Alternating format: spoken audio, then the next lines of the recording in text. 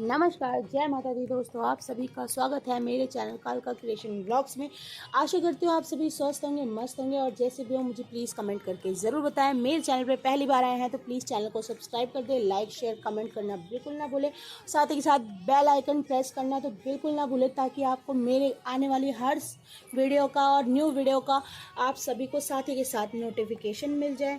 तो आप सभी को शनि अमावस्या की, पितृ अमावस्या की और महालया की ढेर सारी शुभकामनाएं। माँ भगवती आप सभी के सभी मनोरथ पूरी करें और आप सबका कल्याण करें, आपके बिगड़े काम बनाएं। इसी मनोकामना के साथ इस वीडियो में हम आगे बढ़ते हुए आप सभी को एक बहुत अच्छी जानकारी देना चाहते हैं, जिससे कि आपके जीवन में आपके जो रुके हुए कार्य हैं या और भी कोई ऐसा काम जो है जो आप लोगों का बहुत टाइम से नहीं हो पा रहा है, या आप सभी माँ भगवती को प्रसन्न करने के लिए इतने सारे जप तप करते हैं, तो उसी श्रेणी में हम आगे बढ़ते हुए आप जैसा कि सभी जानते हैं कि कल से माँ भगवती शेरावाली माँ कालका रानी के पावन नवरात्रे शुरू हो रहे हैं। और इस नवरात्रे आप सभी अपनी माँ को मनाने के लिए जाने कितने प्रयत्न करेंगे और माँ से यही प्रार्थना करेंगे कि माँ भगवती अपने शुभ चरण हमारे अपने घरों में डालें और हमारा कल्याण करें, हमारे जो भी मनोरथ हैं उनको पूर्ण करें और अपना आशीर्वाद हम पर और हमारे परिवार पर बनाएं। तो जैसे कि आप सभी को पता होगा कि नवरात्रि में लोग तरह तरह से माँ भगवती को प्रसन्न करने के लिए जप तप और व्रत वगैरह करते हैं। तो वैसे तो माँ भगवती के लिए हम जितना भी कुछ करें सब थोड़ा ही होता है, और माँ तो वैसे भी भाव की भूखी है। हम कुछ ना भी करें, सिर्फ एक बार माँ को प्यार से माँ कहकर, करुणामयी आवाज़ से उनको माँ कहकर भी बुलाने से तो माँ प्रसन्न हो जाती है। लेकिन फिर भी हम अपने ही कोई मनोरथ को पूरा करने के लिए माँ भगवती के लिए तरह तरह से प्रयास करते हैं कि माँ प्रसन्न हो और हम पर कृपा करे। तो उसी क्रम में आगे बढ़ते हुए मैं आज आपको एक कुछ जानकारियाँ ऐसी देना चाहूँगी जो मतलब सभी के काम आएंगे। और सबसे महत्वपूर्ण बात यह है कि वह कार्य मैंने खुद अपने जीवन में करके अनुभव लिया हुआ है।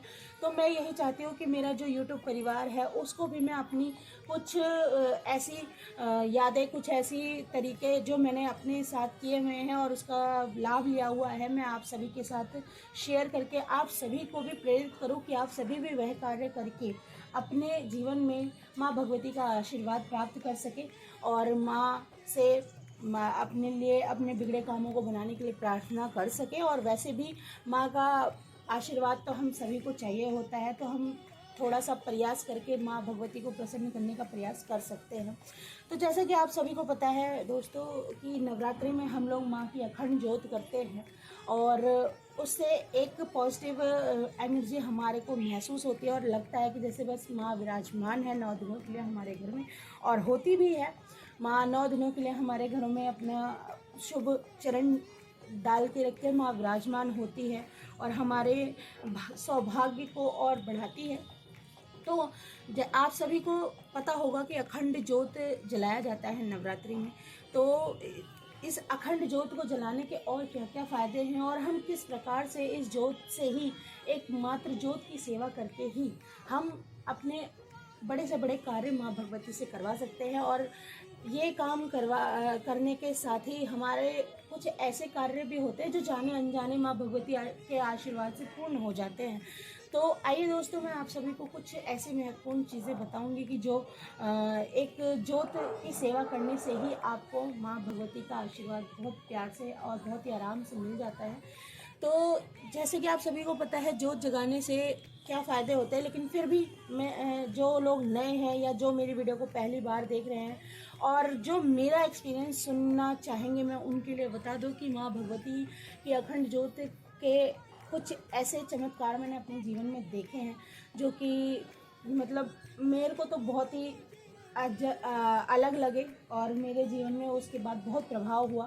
तो आप सभी को मैं बता दूं कि अखंड ज्योत जलाने से माँ भगवती के एक प्रमाण स्वरूप जो कि हम देख पाते हैं कि हाँ, माँ का यह रूप हमारे सामने है, हमें माँ विराजमान दिखती है, क्योंकि माँ है वो प्रकृति है। वैसे तो वो प्रकृति के हर कण कण में विराजमान है, लेकिन कहते हैं ना, हम मनुष्य शरीर हमारा इतना पापी है कि हम अपनी नेत्रों से माँ को नहीं देख सकते। तो ज्योत एक माध्यम है जिस माध्यम से हम माँ भगवती को देख पाते हैं, और ज्योत स्वरूप ही माँ भगवती हमारे घरों में नवरात्रों में 9 दिनों के लिए विराजमान होती है। हम उसी को सेवा कर करके माँ को महसूस करते हैं।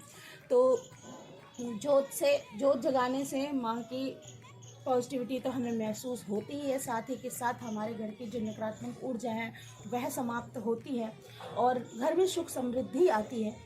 जो भी कलह कलेश हो रहा होता है, माँ के उस ज्योत के प्रभाव से हमारे अंधकारमय जीवन में एक उजाला सा आता है।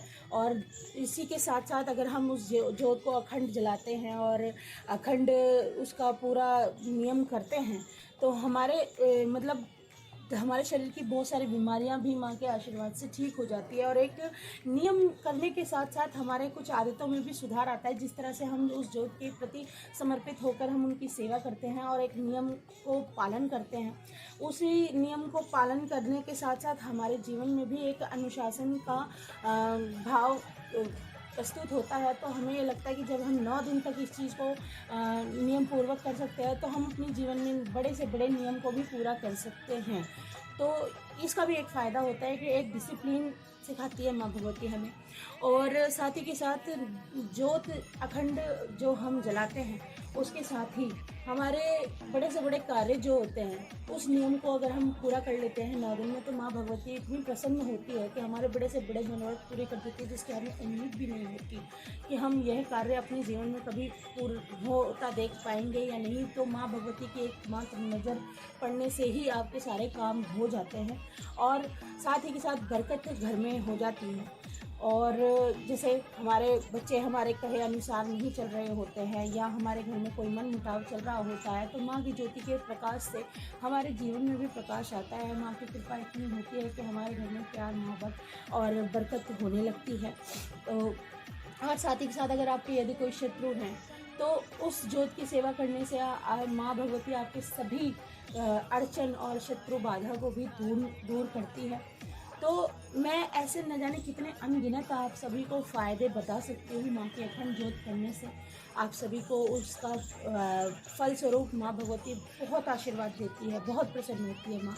तो सीधी सीधी बात में ये कहते हुए कि आपका जो भी मनोरथ है, जो भी आपका ऐसा कोई काम हो जो आप माँ भगवती से करवाना चाहते हैं या माँ भगवती का आशीर्वाद प्राप्त करवाना चाहते हैं, उस नियम को फॉलो कर सकते हैं आप और संकल्प के साथ ज्योति का प्रज्वलन करवाएं और उसकी सेवा करें, माँ भगवती को प्रसन्न करें। तो आप देखेंगे कि आपका बहुत सारे काम माँ भगवती ऐसे कर देंगे। कई बार ऐसा होता है हम माँ से एक चीज़ मांगते हैं, माँ हमें 10-12 चीज़ या और जितनी माँ की मर्जी हो, तो उसकी माँ की सीमा हम नहीं कर सकते। तो माँ भगवती हमारे सभी मनोरथ पूरे कर देती है एक उस छोटे से नियम को फॉलो करने से भी। तो ये आपने फ़ायदे देख लिए होंगे, बता दिए मैंने आपको। और आप इसी के साथ साथ ज्योत को कैसे प्रज्वलित करें और ऐसी कौन सी खास एक विधि है आपको जो बताना चाहती हूँ, जिसके माध्यम से अगर आप अपनी ज्योत करते हैं या उस तरीके से अगर आप अपनी ज्योत अपने घर में विराजमान करते हैं, तो उसका एक खासा प्रभाव आप अपने पूजा में, अपनी चीज़ों में देख पाएंगे और बहुत ही प्रभावशाली है। तो दोस्तों, अगर आप माँ भगवती के ज्योत के नियम को थोड़ा सा और ज़्यादा करते हुए, कहते हैं ना हम जितना तप करते हैं हमें उतना फल मिलता है, तो अगर आप अखंड ज्योत नवरात्रि में करते हैं तो बहुत ही अच्छी बात है। लेकिन अगर आप उस ज्योत को किसी मंदिर से, किसी शक्तिपीठ से या किसी ऐसे पौराणिक मंदिर से आप अपने घर में लेकर आते हैं और माँ को विराजमान करते हैं, तो उस चीज़ का बहुत ज़्यादा प्रभाव पड़ता है। क्योंकि अगर हम किसी मंदिर से ज्योत को प्रज्वलित करवा के अपने घर में लेके आते हैं, तो वह साक्षात माँ भगवती उस मंदिर से या उस शक्तिपीठ से चलकर हमारे घर आती है, हम उन्हें लेके आते हैं, हम उन्हें निमंत्रण दे के लेके आते हैं कि माँ आप हमारे साथ 9 दिन के लिए हमारे घर में विराजमान होइए और हमारे सभी कार्य कीजिए, अपनी कृपा हमारे पे डालिए। तो आप सभी यह भी कर सकते हैं। मैंने भी अपने जीवन में इस चीज़ का बहुत प्रभाव देखा है। मैं भी माँ भगवती कालका रानी के मंदिर से अपने घर में ज्योत लेकर आई थी और मैंने उसके बहुत सारे फल ऐसे देखे कि जो माँ ने मेरे पे अपनी कृपा करी। और आप सभी भी दोस्तों ये काम कर सकते हैं। ज़रूरी नहीं कि आप कालका मंदिर से ही लाएँ। आप अगर असमर्थ हैं या आपके लिए वो दूर पड़ता है, तो आप अपने घर के आसपास जो भी सबसे पौराणिक मंदिर हो आपके नगर खेड़े का या आपके आसपास का, जो सबसे पौराणिक मंदिर लगे, या कोई शक्तिपीठ हो तो कोशिश यही करें कि शक्तिपीठ से ही आए, ठीक है।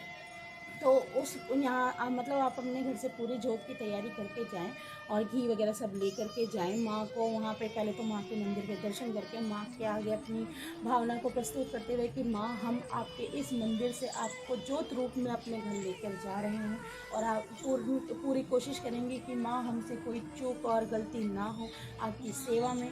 यदि हमसे कोई चूक हो भी जाती है तो आप माँ हो, हमें माफ़ करना, हम अनजान बालक हैं, आप हमारे पे अपनी कृपा करना। और यह सारे अपने मनोरथ को और अपनी भावना को माँ के सामने बोल करके, माँ को मना करके वहाँ से जो भी वहाँ की मंदिर में, हर मंदिर में अखंड जोत जल रही होती है शक्तियों की, तो आप वहाँ के पंडित को कुछ दक्षिणा दे करके या आप वहाँ से उनको अनुग्रह कर सकते हैं कि हमें इस जोत में से हमारी जोत में जला के हमें दे दीजिए। और कई मंदिरों में तो नवरात्रि के टाइम ऐसी व्यवस्था स्वतः ही रहती है कि वह मतलब जो दिए जाते हैं मतलब मंदिरों से, तो आपको बहुत आसानी होगा। और जहाँ ऐसे प्रचलन नहीं है तो आप अपने पुजारी जी से या मतलब मंदिर के पुजारी जी से आप अनुग्रह करेंगे तो वो दे देंगे, उनको कुछ दक्षिणा दे दीजिएगा।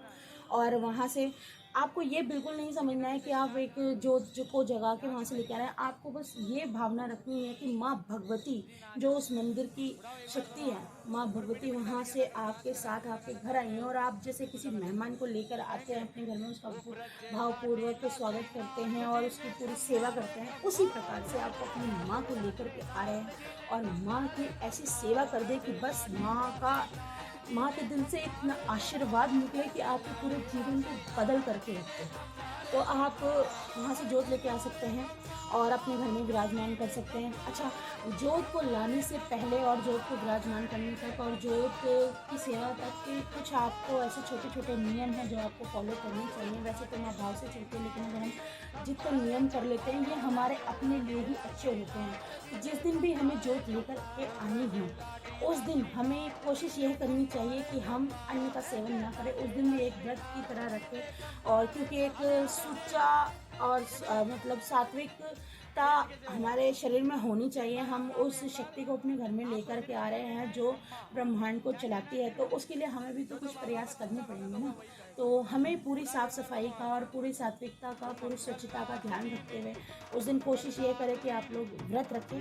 और अगर व्रत नहीं भी रख सकते हैं, कोई किसी को परेशानी होती है या कई लोग नहीं कर पाते हैं, तो कोशिश ये करें कि आप मतलब बिना लहसुन प्याज के एक सात्विक भोजन करें और हो सके तो मतलब फलहार वगैरह करके आप ले आए। और जब जोत को लाने जाना हो तो आप प्लीज़ चप्पल पहन के बिल्कुल भी ना जाएं और बिल्कुल नंगे पैर जाएं। आपके पास अगर संसाधन हो, गाड़ी वगैरह हो, तो आप गाड़ी में विराजमान करवा के माँ को लेके आ सकते हैं। इस तरह की आपको व्यवस्था एक बनानी पड़ेगी। या अगर मंदिर आपसे दूर नहीं है तो आप पैदल भी जा सकते हैं और पैदल जाए तो ज़्यादा अच्छा है, ठीक है।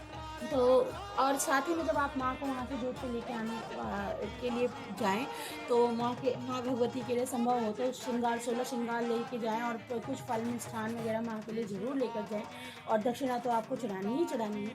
तो ये कुछ व्यवस्था आप यहाँ से करके लेके जाएं। पहले तो माँ भगवती को ये सब चढ़ा करके उनका आशीर्वाद लें और उसके बाद माँ को वहाँ से जब जोत को विराजमान करके लाएँ तो एक चुन्नी माँ को ज़रूर मतलब कुछ ऐसी व्यवस्था करें कि भैया चुन्नी जोत से टच होकर ख़राब ना हो, इस तरह से लेकर के आएँ, माँ को वहाँ से सजा करके लेकर आएँ।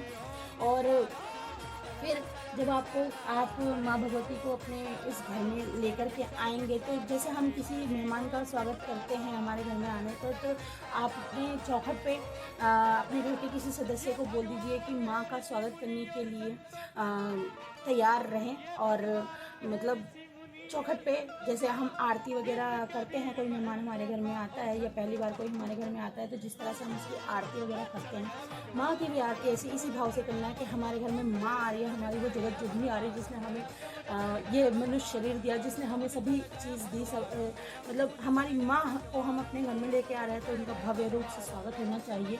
अगर कोशिश ये करें कि अगर आपके घर में कोई कन्या है जो मतलब ये काम कर सकती है, जैसे 10-12 साल की कन्या होती है, या मतलब अगर छोटी बच्ची है तो उसके साथ कोई लग के उसको करवा सके, तो माँ का स्वागत एक कन्या से करवाया जाए तो बहुत सुंदर होता है, बहुत ही अच्छा होता है। तो आप सभी माँ का स्वागत करें। माँ को मतलब जब माँ की जोत आए तो अंदर से, चौखट के अंदर से कोई माँ की आरती उतारे और माँ के जोत पर तिलक करे, और चौखट के दोनों तरफ तेल से या पानी से, जिस तरह से भी मतलब जो डाला जाता है चौखट के दोनों तरफ, ऐसे डाल करके माँ को अंदर लिया जाए कि हे माँ आओ और मेरे भाग्य जगाओ, मेरे घर में अपनी रहमत की नज़र मेरे घर में डालिए। और अगर आप क्या कहते हैं, अगर आपका पूजा घर काफ़ी अंदर में है तो आपको ये एक चीज़ ये करनी है कि जोत को जब आप लेकर के घर में आएँ तो जितने भी कमरे हैं आपके घर में, जो भी आपका जितना भी बड़ा घर हो, चाहे 1 कमरे का हो, चाहे 10 कमरे का हो, या मतलब कितना भी बड़ा आपका घर हो, आपको कोशिश ये करनी है कि माँ भगवती के सभी कमरों में, सभी जगह, सिर्फ वॉशरूम वगैरह को छोड़ करके माँ को सब जगह एक बार दिखा दो कि माँ भगवती ये आपका घर है। ये नहीं बोलना कि हमारा घर है, मैं आप इनको करना हूँ, माँ को कहो माँ ये आपका घर है। आज से आपको इस घर पे कृपा करनी है, आपको आज से इस घर का ख्याल रखना है। आप अपनी रहमत की नज़र इन घरों में भी डालिए, और माँ को हर कमरे का हर कमरे में माँ को दिखाते हुए आप माँ को पूजा घर में ले जाएं, और जहाँ पे आपको माँ को विराजमान करना है, माँ से अनुग्रह करें कि माँ आप 9 दिनों के लिए यहाँ पे विराजमान होइए और हमसे अपनी सेवा लीजिए।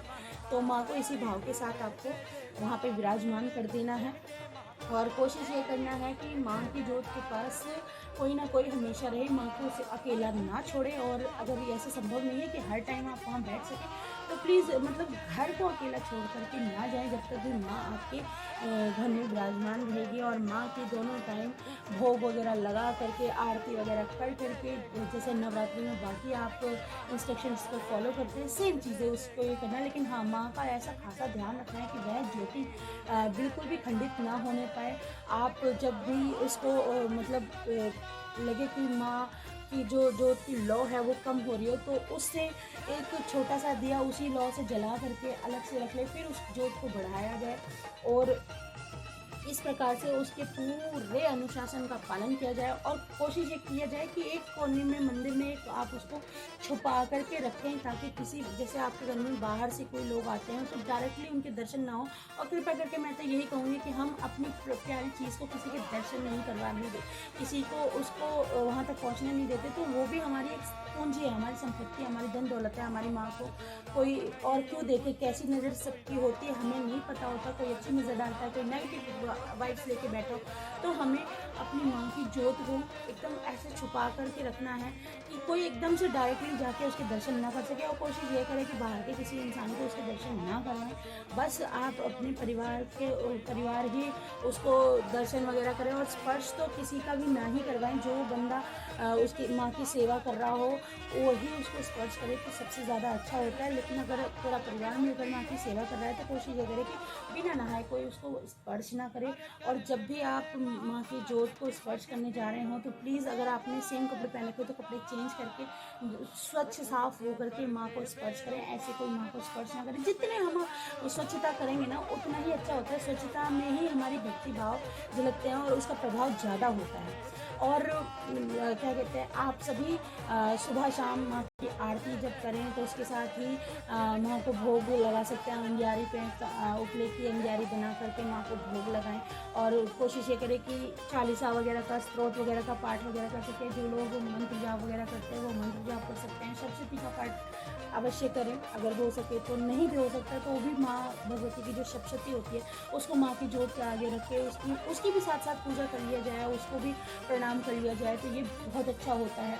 और कोशिश ये करें कि 9 दिनों में आप सभी मतलब लहसुन प्याज बिल्कुल ना खाएं। अगर व्रत रख रहे हैं तो सब व्रत वालों का तो नियम सबको पता ही होगा कि नहीं खाते हैं। लेकिन अगर जो लोग नहीं इस चीज़ को फॉलो कर पाते तो कोशिश ये करें कि मंदिर में उस व्यक्ति का तो प्रवेश बिल्कुल निषेध कर दे कि जो लहसुन प्याज खाता हो या नॉनवेज वगैरह खाता हो वो बंदा या बंदी मंदिर में बिल्कुल भी ना जाए। और पूरी साफ़ सफाई का, पूरी स्वच्छता का, सात्विकता का आप सभी को फॉलो करना है। और माँ के लिए एकदम जैसे हम बच्चे स्वरूप हो जाते हैं ना, कि एक हम अपनी माँ से ऐसा करते हैं, हम प्यार करते हैं, बिल्कुल ऐसे समझना है कि हमारी माँ विराजमान है, हमें उनकी सेवा करनी है। जितनी ज़्यादा सेवा आप कर पाएंगे माँ उतनी प्रसन्न होती है। और जो नहीं कर पाए तो बिल्कुल भी अपने दिल पर बोझ नहीं रखना है, क्योंकि माँ है हमारी, वो हम उनके लिए क्या कर सकते हैं, वो हमारे लिए सब कुछ कर सकते हैं। हमारी कोई औकात नहीं कि हम माँ के लिए कुछ कर सकें। हाँ, ये तो उसका प्यार होता है कि वो हमें इतना सामर्थ्य दे देती है, हमारे मन में इतने भाव प्रकट कर देती है कि हम ये चीज़ करने के लिए तैयार हो जाते हैं। और वैसे तो हम अपना एक कार्य भी करने में इतना आलस करते हैं, लेकिन 9 दिन में माँ की ही महिमा होती है जो हम उनकी इतनी सेवाएं कर लेते हैं या हम व्रत कर लेते हैं। क्योंकि अगर हम नॉर्मल डेज में देखा जाए तो हमसे अगर हमारे को 5 मिनट भी खाना लेट हो जाता है तो हमें बर्दाश्त नहीं होता, हम चिल्ला पड़ते हैं। लेकिन 9 दिन में माँ भगवती की ही कृपा होती है कि 9 के 9 दिन इंसान व्रत रख जाता है और बिल्कुल माँ महसूस नहीं होने देती है कि हमने कुछ खाया नहीं, कुछ पिया नहीं। ये सब माँ की लीला है, सब माँ करवाती है। हम हमारे अंदर भाव होने चाहिए बस। माँ तो बेचारी बैठी ही कृपा करने के लिए है। माँ इतनी करुणामयी है कि हम क्या कर सकते हैं। और माँ की जोत के पास आपको क्या कहते हैं, श्रृंगार वगैरह जरूर चढ़ाने हैं। कोशिश ये करें कि रोज़ ही थोड़े बहुत ही सही फूल माला वगैरह अगर माँ को चढ़ा सके, अर्पित कर सके तो करें। और धूप दीप से, नैवेद्य से तो उनकी पूजा करनी ही करनी है। अच्छा, जब नवरात्रि होते हैं तो हम एंड में कंजक पूजन, हवन वगैरह करते हैं, उसी के साथ नवरात्रि का उद्यापन करते हैं। तो ऐसे ही सेम चीज़ें आपको करनी है, उसमें कुछ भी नया नहीं करना है। लेकिन हाँ, कन्या जरूर जमानी है। जो लोग कन्या नहीं जमाते हैं या जिनके यहाँ कन्याएं नहीं मिलती हैं तो वो कन्याओं के नाम से संकल्प लेकर के किसी मंदिर में दे सकते हैं। और मतलब अपने रिलेटिव्स के किसी बच्चों को आप जो भी उनकी हेल्प कर पाए, उनको एजुकेशन रिलेटेड कोई चीज़ें दे दे या पैसे दे दें, या मतलब उस 9 कन्याओं का संकल्प लेकर के आप जो भी कर सकें वो चीज़ आप कन्याओं के निमित्त कर दें। और भगवती की जोत के पास हो सके तो अंगारे वगैरह जो करते हैं नवमी के दिन या अष्टमी के दिन जिसके यहाँ जो हवन वगैरह होता है वो चीज़ कर करके और माँ को बोलें कि हे माँ, हमसे कोई भूल चूक हुई हो या आपकी सेवा में कुछ भी ऊक चूक रह गई हो तो हमें क्षमा करें और हम पे अपनी कृपा करें। ये क्षमा प्रार्थना आपको रोज़ करनी है कि माँ, हम अनजान हैं, हम बालक हैं, हमें नहीं पता हम क्या कर रहे हैं क्या नहीं कर रहे हैं। करवाने वाली आप हो, करने वाली आप हो, सामर्थ्य देने वाली आप हो, माफ़ करने वाली भी आप हो। तो हमें माँ के सामने बिल्कुल बच्चों की तरह अपने भाव रखने हैं कि माँ, आप हमारी माँ हो, हम आपके लिए क्या कर सकते हैं, हम तो कुछ नहीं कर सकते, आप जो करवा रही हो वो आप ही करवा रही हो। ऐसा भाव रखकर चलेंगे तो माँ भगवती आप सभी को बहुत प्यार से मतलब आपको बहुत आशीर्वाद देंगी। और जब नौमी पूरी हो जाए, जिसके जब कन्या वन्या जमा ले, तो आपको तब आपको 9 के 9 दिन 9 के 9 रात तक वो उस जोत का ध्यान रखना है। कोशिश ये करें कि 10वीं तक आपकी वो जोत जलती रहे, ठंडी ना हो, ठीक है। और जब जोत ठंडी हो जाए 10वीं के दिन तो माँ से यही प्रार्थना करना है, हे माँ, आपने इतने दिन हमें अपनी सेवा का अवसर दिया, आप बहुत महान हैं माँ, और आपकी लीला अपरंपार है। हमसे कोई भूल चूक हो गई हो तो उसे माफ़ कर देना माँ, और अपनी दया की, मेहर की नज़र हमारे घर पर डाल के हमेशा रखना। और ये प्रार्थना करते हुए माँ से हाथ जोड़ने हैं। और अगर कोशिश हो तो आप उस शक्तिपीठ से, जिस मंदिर से आप जोत को लेकर के आए हैं, उस मंदिर के दर्शन भी करके आएँ नवरात्रि के बाद भी, कि माँ आपने हमसे सेवा ली, आपका बहुत बहुत आभार हमें कि आपने अपनी सेवा का मौका हमें प्रदान किया और हम पर अपनी कृपा करी। जाकर के माँ का एक शुक्रगुजार करके आ सकते हैं। अगर नहीं भी जा सकते तो भी कोई बात नहीं, आप अपने घर के मंदिर से ही माँ को नमस्कार और प्रणाम कर लेंगे तो भी माँ उतनी ही खुश हो जाएंगी। तो ये कुछ नियम थे, ये कुछ तरीके थे जिससे जोत का नियम पालन करके आप माँ की कृपा पा सकते हैं। तो आशा करते हैं आप सभी को ये नियम और हर चीज़ मेरी समझ में आई होगी, और आप जितना हो सकता है, जो संभव हो सकता है, आप उस प्रयास को कर करके माँ के जोत के नियम फॉलो करेंगे और अपनी नवरात्रि को एक प्रभावशाली नवरात्रि बनाएंगे। मैं इसी मनोकामना के साथ कि माँ भगवती आप सभी के घरों में आए, अपनी कृपा डाले और आप सभी के हर मनोरथ पूरे करे, सभी के बिगड़े काम बनाए, सबके घर में बरकत और खुशहाली लेकर के माँ भगवती इस नवरात्रि आए और हम सभी के कष्ट कलेश काट दे। इस नवरात्रि में हमारे सभी मनोरथ को पूरा कर दे माँ। इसी मनोकामना के साथ मैं आप सभी से विदा लेती हूँ और आप सभी को यह यकीन दिलाते हुए कि आप सभी अगर यह चीज़ें करते हैं, यह फॉलो करते हैं तो आप सभी को बहुत ही अच्छा लगेगा और माँ का आशीर्वाद आप सभी को प्राप्त होगा। तो नमस्कार दोस्तों, आप सभी का दिन शुभ हो, आप सभी की नवरात्रि बहुत शुभ हो। जय माता दी।